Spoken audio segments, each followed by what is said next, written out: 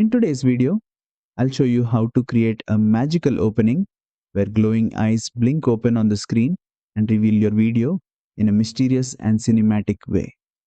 First, open your project in CapCut Mobile and make sure your video clip is placed at the beginning of the timeline. This effect works best when used as an intro, so the eye movement feels dramatic. Tap on the video clip to select it. From the bottom toolbar, tap on Animation to open the Animation options. Next, switch to the In tab. This section controls how your video appears at the start. Scroll through the animation list until you find Magic Eye Open, then tap on it to apply the effect. Once applied, glowing eyes blink open, revealing the video underneath with a magical and fantasy style look. Use the duration slider to control how slow or fast the blink happens. Shorter duration makes the blink quick and sharp. Longer duration slows it down, adding more mystery and emotion.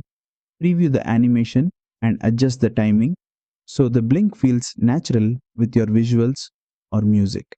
And that's it. You've successfully added a magical eye blink reveal animation in CapCut Mobile.